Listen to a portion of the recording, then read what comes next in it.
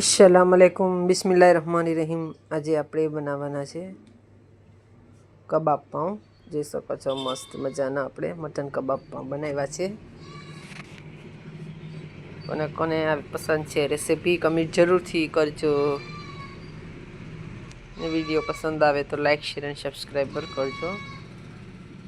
અહીંયા આપણે જોઈ લઈએ હવે કબાબ પાઉં બનાવવાની રીત। અહીંયા આપણે કીમો લીધો છે મટનનો, ધોઈને નીંજારીને સાફ કરી લીધો છે। જોઈ શકો છો ચાયણામાં નીંજારી લીધો છે આપણે, એટલે બધું પાણી નીકળી ગયું એમાંથી।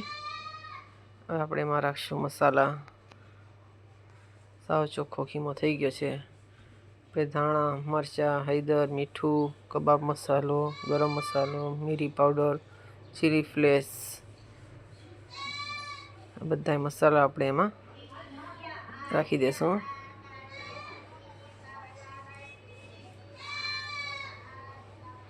અહીંયા રાખશું આપણે થોડો અમથો કોર્નફ્લોર।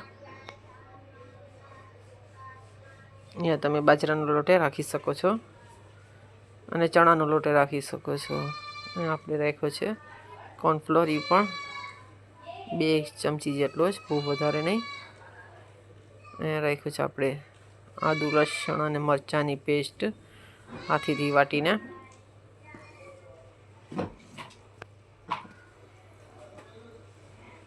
અને બધાને આપણે મિક્સ કરશું। અહીંયા રાખવાની છે ડુંગળી। ડુંગળીને આપણે કટિંગ નથી કરી અને આપણે મિક્સરમાં કરી લીધી છે, અને એનું પાણી બધું આવી નીંજારી હાથેથી આવી રીતના નીચોવીને પાણી બધું કાઢી અને ડુંગળી રાખી દીધી છે। આ બધાને આપણે મિક્સ કરી લઈશું લોટ બાંધે એવી રીતના।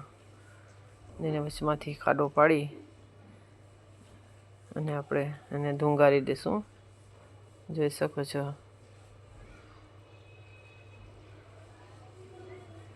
આવી રીતના આપણે એને કોયલાની ધુવાણી દઈ દઈશું। અને આપણે 2 થી 3 કલાક લગીને આપણે એને મૂકી દીધો છે।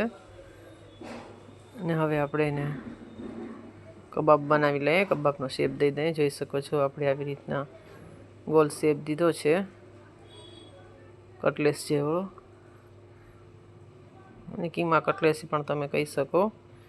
આપણે બધા શેપ દેવાઈ ગયા છે, એટલે આપણે આને તવા ઉપર તરી લઈએ હવે। અને જોઈ શકો છો મસ્ત મજાની તરાઈ ગઈ છે। આવી રીતના આપણે બધી તરી નાખશું। મુંબઈ સ્પેશિયલ તવા પાઉં જોઈ શકો છો, કબાબ પાઉં।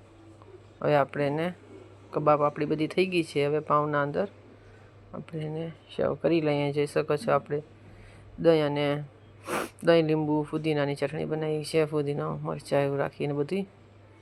અને આપણે રાખશું એક કબાબ અહીંયા રાખશું આપણે ડુંગળીની સ્લાઈસ, ને આપણું તૈયાર છે કબાબ પાઉં।